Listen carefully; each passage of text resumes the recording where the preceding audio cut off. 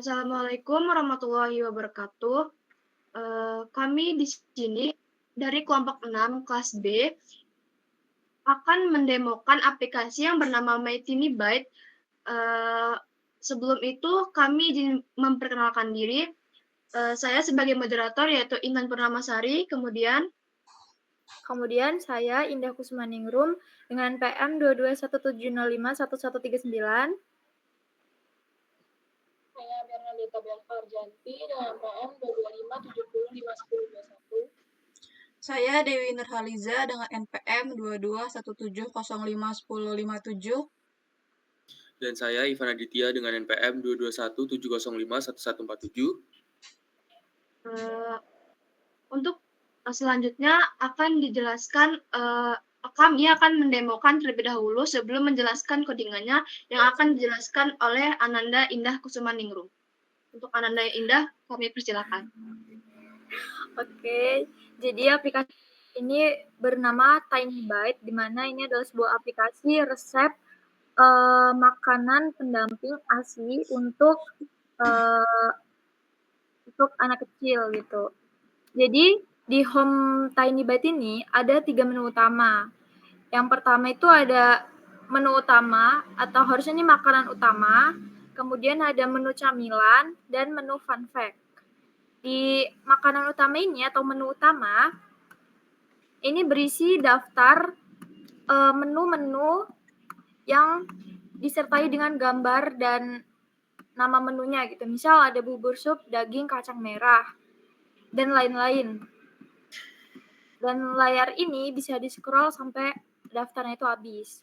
Kemudian apabila kita klik salah satu judul dari menu ini, maka akan muncul rincian resepnya yang berisi judul, kemudian ada informasi untuk usia berapa bulan menu ini, informasi nutrisi, bahan-bahan dari menunya, dan cara membuat menunya. Untuk semua menu juga gitu. Nih, berisi hal-hal itu tadi. Selanjutnya di menu camilan nggak jauh beda kayak menu utama. Di sini juga ada gambar dan judulnya atau nama menunya.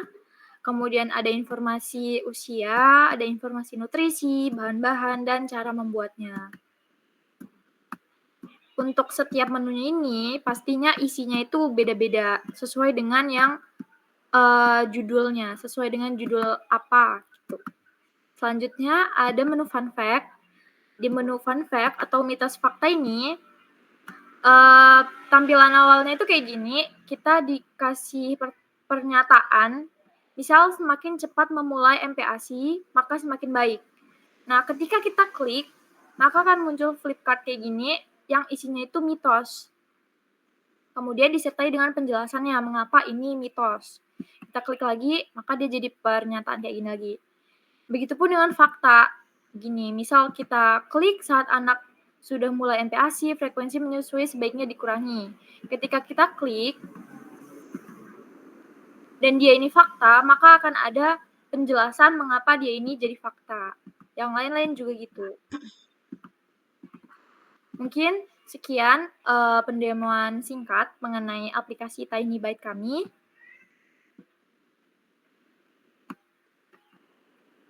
Selanjutnya, mengenai home screen akan dijelaskan oleh Intan. Baiklah, sebelumnya di sini saya akan membahas dan menjelaskan sebuah kode yang digunakan untuk membangun layar beranda aplikasi Android dengan menggunakan Jetpack Compose. Di sini pertama-tama terdapat tampilan kode atau awal-awal kita akan mengimport statement. Jadi tugas import statement ini itu untuk menyertakan semua fungsi dan kelas yang diperlukan dari Jetpack Compose, material design icon, serta beberapa kelas dari proyek itu sendiri, seperti screen, class dashboard, dan background.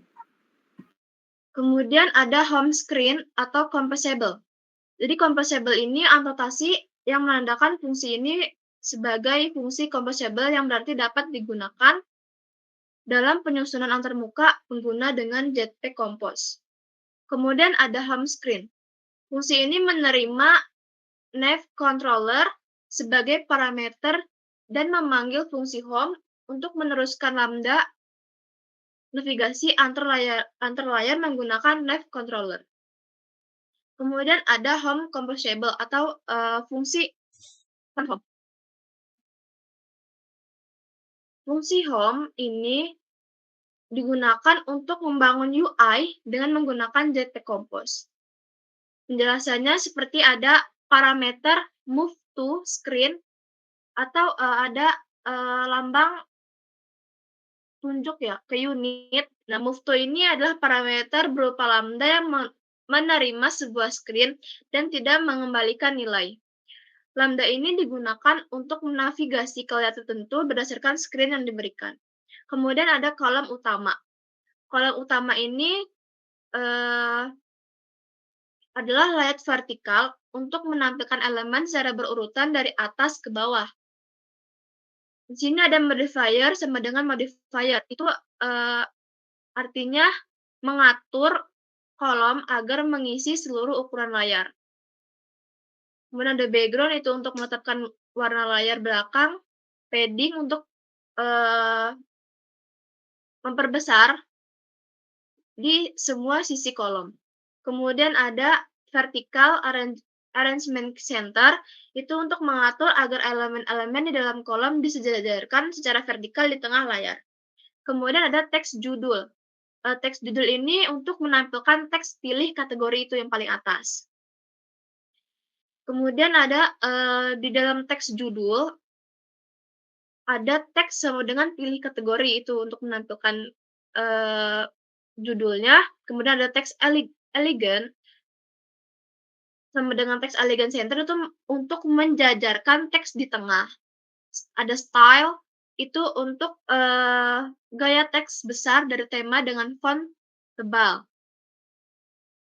Ada modifier, itu untuk mengatur teks agar mengisi lebar penuh. Padding, itu untuk memberikan padding bawah sebesar 24 dp untuk memberikan jarak antara teks dan elemen berikutnya. Kemudian ada kolom internal. Kolom internal ini tugasnya, bukan tugas ya, lebih untuk menampilkan kartu-kartu atau cache dashboard secara berurutan. Di dalam kolom ini ada modifier, itu untuk mengatur kolom agar mengisi lebar penuh. Kemudian ada vertical arrangement, itu untuk memberikan jarak vertikal sebesar 16 dp antara elemen-elemen dalam kolom. Kemudian ada vertical arrangement, horizontal alignment.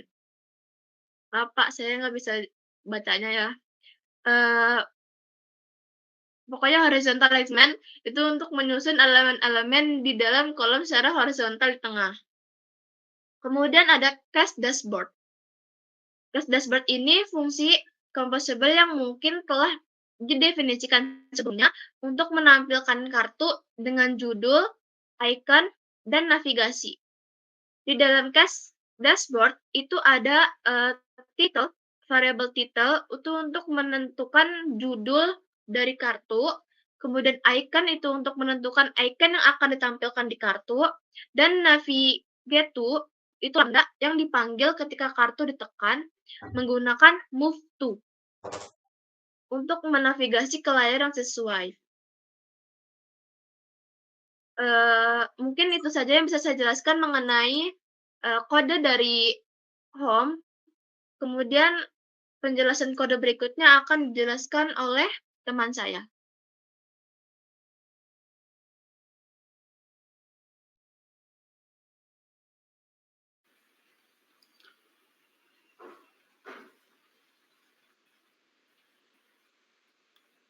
Untuk di main food-nya,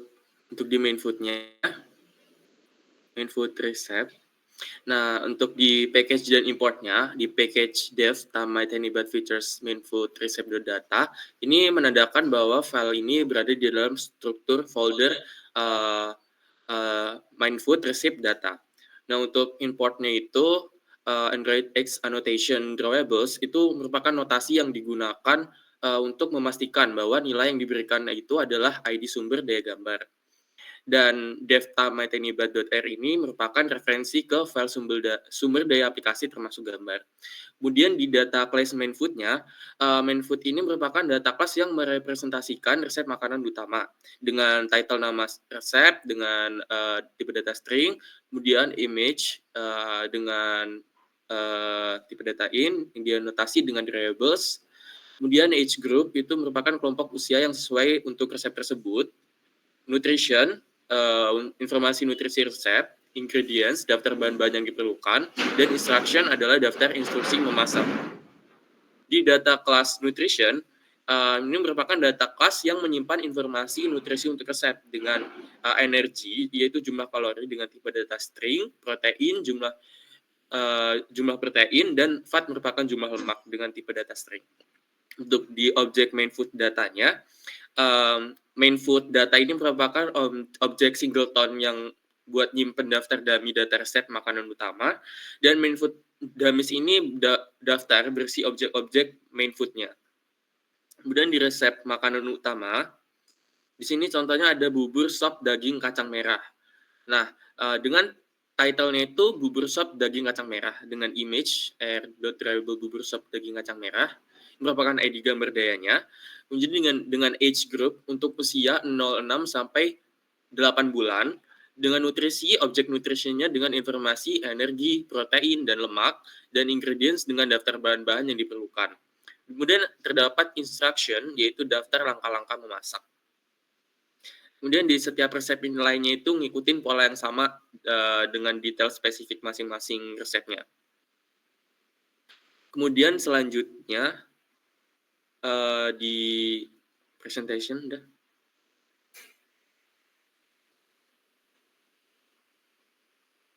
Detail screen.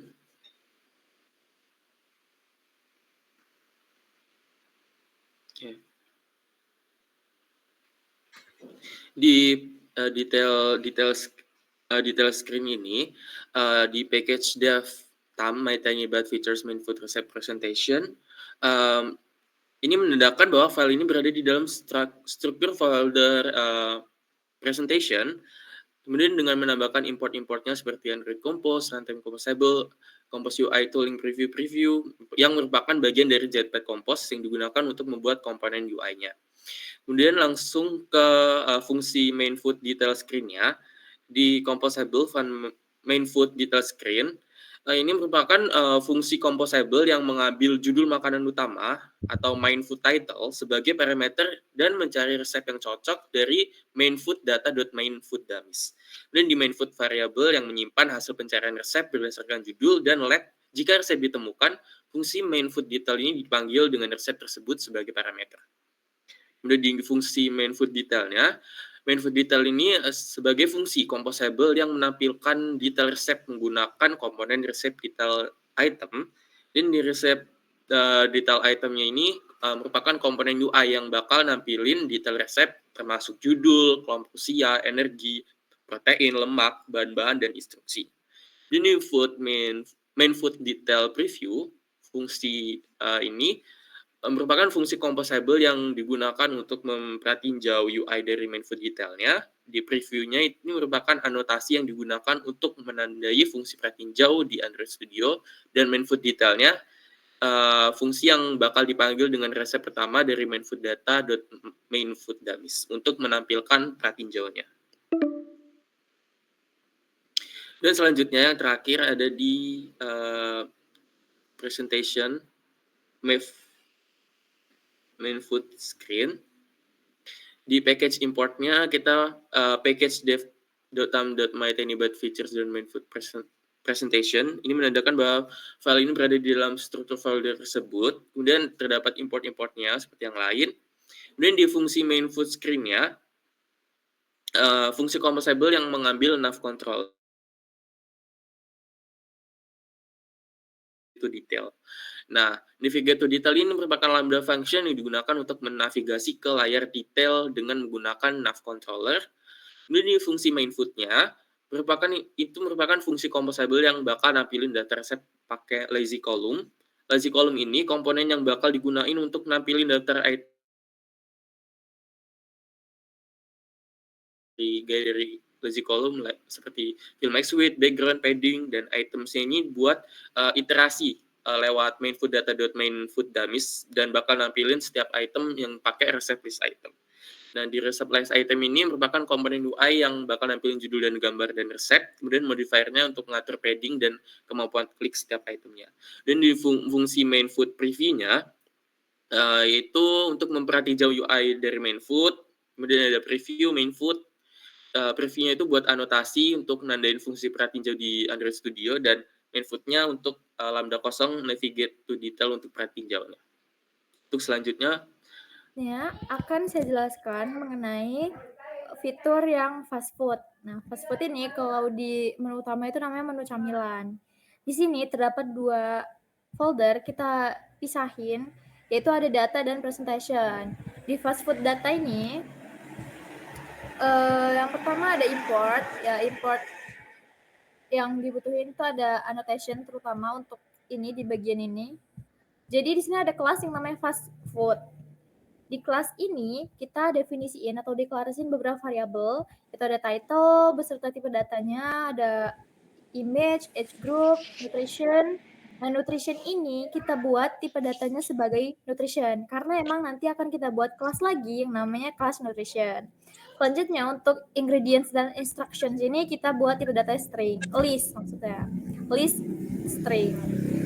Nah, di kelas nutrition kita buat variabel lagi, 3 variabel itu ada energi, protein, dan lemak, semuanya bertipe data string. Selanjutnya ada kita buat objek lah, kita buat objek dari fast food data. Di objek ini berisi variabel yang namanya fast food dummies. Isinya adalah list atau daftar dari nama-nama menu yang nanti di bawahnya ini udah kita deklarasi ini. Jadi ini untuk nyimpan atau mengkolektifkan semua menu yang kita simpan dalam sebuah fast food dummies gitu. Jadi misal di sini ada variabel namanya salad telur alpukat merupakan instance dari kelas fast food. Kita definisikan title, image, age group, nutrition, dan lain-lainnya. Ingredients-nya juga kita buat per barisnya gitu. Karena dia list kan. Jadi baris pertama ini ada 50 gram daging alpukat dan seterusnya. Instruction juga gitu. Hal ini kita lakukan sesuai sebanyak menunya itu ada berapa. Kan ini ada berapa nih? 8 gitu kan. Jadi semuanya kita buat instance dari fast food, kelas fast food-nya gitu. Kita isikanlah isinya gitu sesuai dengan data yang sesuai dari menu itu. Selanjutnya di presentation itu ada fast food screen. Jadi secara garis besar fast food screen ini untuk menampilkan gini, daftar menu camilannya. Nah, di sini ada fungsi composable namanya fast food screen dengan parameternya ini nav controller. Di nav controller ini berfungsi sebagai parameter dan memanggil fungsi fast food dengan parameternya ini navigate to detail. Jadi intinya ketika kita mengklik atau menavigasikan layar fast food title-nya yang ada di sini, card-nya ini ya, maka dia akan ke fast food detail gitu. Selanjutnya ada composable, fungsi composable lainnya itu fast food, navigate to detail, kayak gini sintaksnya, dimana di dalam fungsi ini ada yang namanya lazy columns. Lazy column inilah kolom yang bisa di-scroll gitu. Dengan isinya itu adalah item-item dari fast food dummies yang diambil dari fast food data yang udah saya jelasin di file sebelumnya. Nah, setiap itemnya itu direpresentasikan sebagai recite list item. Dengan title-nya itu kita isikan title dari variabelnya itu sendiri. Kan beda-beda tuh, ada banyak tadi, image-nya juga. Kemudian dan setiap card-nya ini atau setiap itemnya ini bisa di-clickable atau bisa diklik. yang akan mengarah ke detail screen, ditandai dengan navigate to detail. Selanjutnya kita ke fast food detail screen. Jadi di sini ada fungsi composable yang namanya fast food detail screen dengan parameter ini fast food title, tipe datanya string.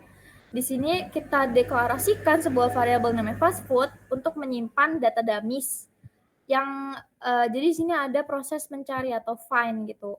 Apabila title-nya ini nih sesuai sama fast food title-nya yang di sini, maka dia akan menampilkan fast food detail dari fast food itu sendiri. Jadi di sini kan kita buat fast food detail, parameternya kita ambil dari sini, nih yang udah kita cari tadi.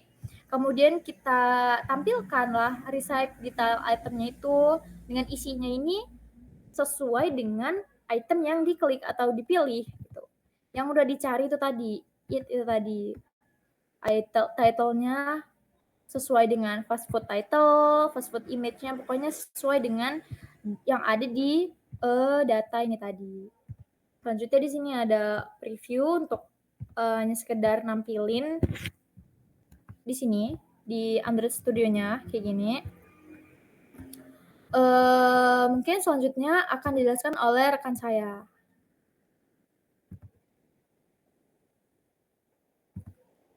Selanjutnya itu ada fitur fun fact atau mitos fakta. Jadi di fitur mitos faktanya ada 2 folder, yaitu folder data dan folder presentation. Nah, folder data ini itu berisikan variabel dan isi dari variabel itu yang akan ditampilkan di fitur mitos atau fakta. Jadi di file ini tuh ada kelas myth or fact, lalu ada 3 variabel yaitu statement tipe datanya string, lalu is fact tipe datanya boolean, dan terakhir explanation tipe datanya string juga. Lalu ada objek dari myth or fact datanya itu di sini tuh bertipenya itu list. Jadi bakal ngelis myth or fact yaitu apa aja kayak di sebelah kanan ini kayak berisikan statement atau pernyataan. Lalu di dalamnya itu ada mitos, jadi itu mitos atau fakta, dan terakhir penjelasan kenapa itu mitos atau fakta.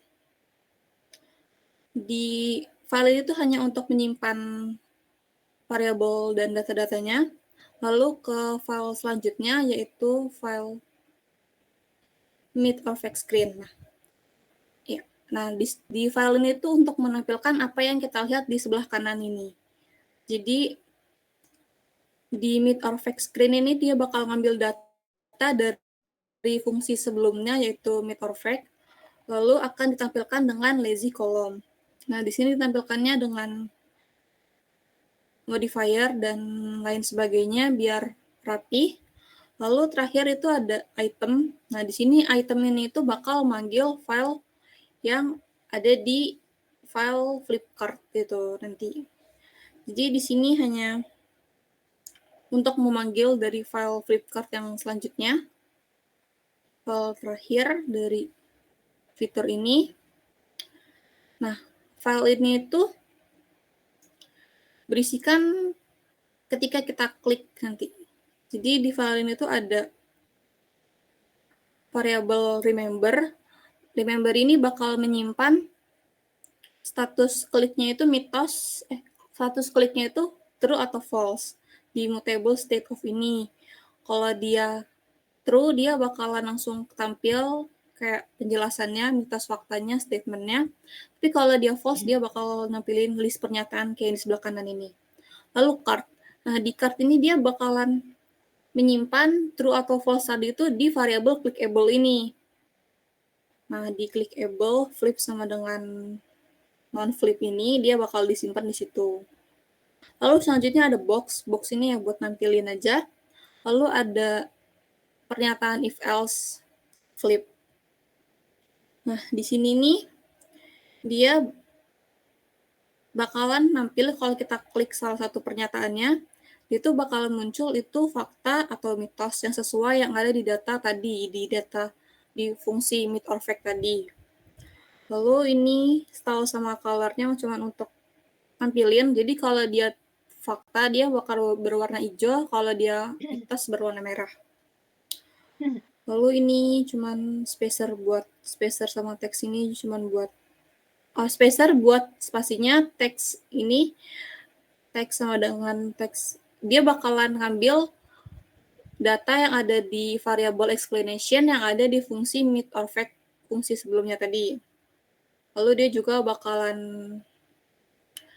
kalau dia else dia bakalan nampilin list-list pernyataan tadi yang ada di variable statement di fungsi mid or fact. Mungkin sekian, selanjutnya akan dijelaskan oleh rekan saya.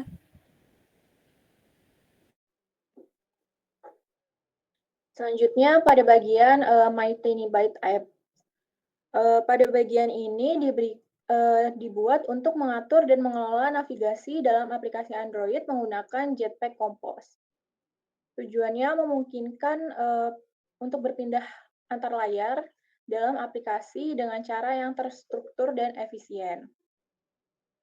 Di sini pertama kita melakukan import dependensi yang diperlukan untuk menggunakan Jetpack Compose, Material Tree, dan komponen navigasi. Selanjutnya kita importkan juga layar-layar yang akan digunakan dalam navigasi. Kemudian pada bagian OPTN ini kita digunakan untuk mengaktifkan penggunaan API Material Tree yang eksperimental. Kemudian pada bagian composable di sini dimiliki function MyTinyByteApp. Kemudian nav controller ini digunakan untuk inisialisasi controller navigasi. Kemudian variabel nav backstack entry. Di sini untuk mendapatkan entry backstack saat ini. Kemudian variabel current route untuk mendapatkan rute saat ini. Selanjutnya scaffold. Di sini top bar digunakan untuk menyediakan top bar untuk aplikasi. Kemudian title untuk menampilkan judul. Navigation icon untuk menyediakan icon navigation. Kemudian di sini ada juga untuk menampilkan tombol kembali jika bukan di halaman layar home. Kemudian ada icon button. Ini untuk navigasi ke layar sebelumnya. Kemudian ada juga icon untuk icon tombol kembali. Selanjutnya ada inner padding. Padding ini digunakan untuk menghindari ketumpang tindihan. Di sini ada nav host. Pada nav host ini terdapat nav controller yang menyediakan controller navigasi. Kemudian start destination untuk menetapkan tujuan awal. Modifier padding menerapkan padding untuk menghindari tumpang tindih.